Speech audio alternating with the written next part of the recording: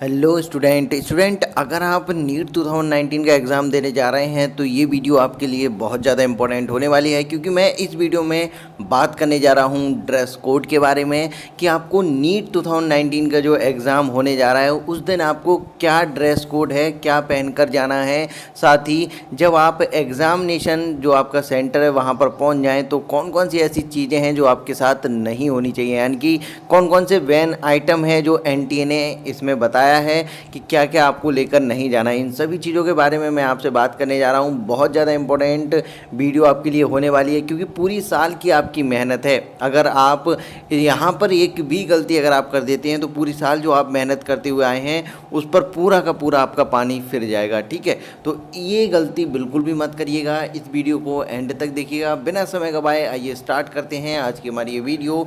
तो सबसे पहले मैं जो आपसे यहाँ पर बताना चाहूँगा वो ये है कि कोई भी किसी भी तरीके की स्टेशनरी आइटम या फिर हम कहें ज्योमेट्री बॉक्स जो आपका होता है, जिसमें पेन पेंसिल होती है आपकी, या फिर आपका इरेज़र होता है, कैलकुलेटर, इस तरीके की कोई भी आपके पास चीज़ नहीं होनी चाहिए। स्केल विस्केल कोई भी चीज़ ऐसी आपको लेकर यहाँ नहीं जानी है। साथ ही आपको अगर मैं डिवाइसेस की बात करूँ यहाँ पर, जैसे जो कम्युनिकेशन वाली जो डिवाइसेस होती हैं, mobile phone, Bluetooth, earphone, microphone, ये सारी चीज़ें भी आपके पास नहीं होनी चाहिए। ठीक है ना, हेल्थ बैंड भी आपके पास नहीं होना चाहिए।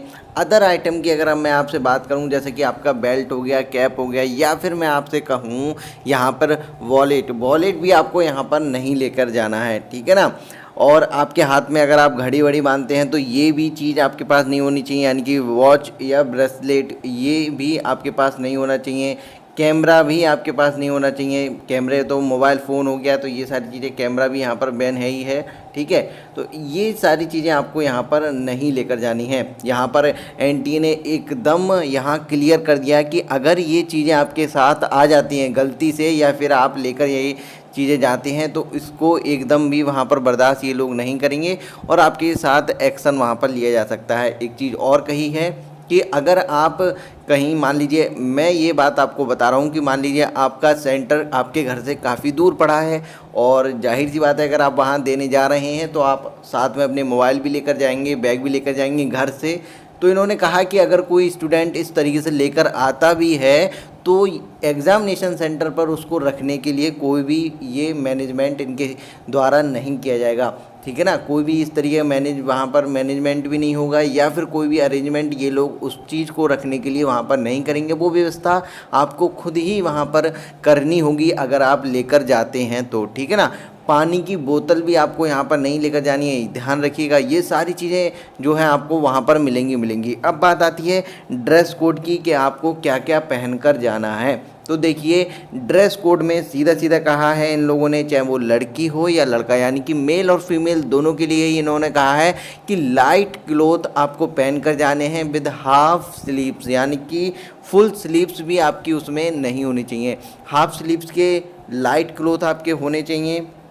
हाँ, इन लोगों ने एक चीज़ और यहाँ पर बताई है कि अगर आप कोई ऐसे कपड़े या ऐसी चीज़ पहनते हैं जो आपसे कल्चरल है, मतलब आपके धर्म से रिलेटेड है, जैसे कि कुछ लोग पगड़ी बांधते हैं, इस तरीके की चीज़ें अगर हैं, तो आपको जो आपका रिपोर्टिंग टाइम है उससे भी 1 घंटे पहले जाना आपको पड़ेगा। यानी कि 1:30 बजे आपका जो है वो आपका रिपोर्टिंग टाइम है, तो आपको 12:30 बजे वहाँ पर एग्जामिनेशन सेंटर पर पहुँचना होगा, चाहे वो मेल हो या फीमेल हो, इस तरीके की, ताकि आपका जो चेकिंग है वो अच्छे से हो सके और आपका भी समय इसमें बर्बाद ना हो। बाद में अगर मान लीजिए आप लेट पहुँचते हैं तो चेकिंग तो बाकायदा वो करेंगे ही करेंगे। ठीक है, तो उसमें आपका समय बच जाएगा ना फिर, अगर आप समय से पहुंचते हैं। तो इन लोगों ने कहा है कि आप एग्जामिनेशन सेंटर पर 1 घंटे पहले आ जाए रिपोर्टिंग टाइम से भी, जिससे कि आपकी अच्छे से चेकिंग वहाँ पर हो। तो ये सारी चीज़ें हैं जो आपको याद रखनी है यहाँ पर।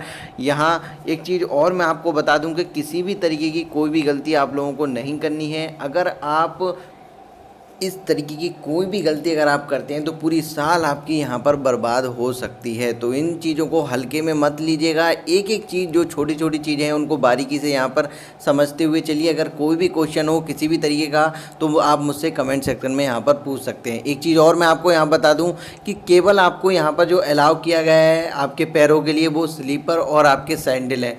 शूज़ आपको यहाँ पर नहीं पहन कर जाने हैं, इस चीज़ का भी ध्यान रखिए। और सैंडल अगर आप पहनते हैं, स्लीपर जो भी पहनते हैं, वो भी आपकी लो हील होनी चाहिए, उसमें भी हील मिनिमम हो, मतलब ज़्यादा हील ना हो उसमें। कुछ इस तरीके की आपको सैंडल और स्लीपर भी यहाँ पर पहननी है, ठीक है। ये बातें हो गई आपके बैन आइटम और आपके ड्रेस कोड के बारे में, ठीक। उम्मीद करते हैं आपको अच्छे से ये चीज़ समझ में आई होगी और आप इन चीज़ को ज़रूर फॉलो करेंगे। यहाँ पर एनटीए ने साफ साफ लिख दिया है, अगर इन चीज़ों में कोई भी चूक आपसे होती है तो तुरंत के तुरंत आपको वहाँ पर कोई ना कोई एक्शन आपके खिलाफ लिया जाएगा, ठीक है। तो उस चीज़ से बचें। और नेक्स्ट वीडियो जो होगी मेरी, उसमें मैं आपको बताऊंगा क्या चीज़ें आपको लेकर अपने साथ जानी हैं। बाकी आपका कोई भी अगर क्वेश्चन हो तो आप मुझसे कमेंट सेक्शन में पूछ सकते हैं। मिलते हैं नेक्स्ट वीडियो में ऐसे ही एक इम्पोर्टेंट टॉपिक के साथ।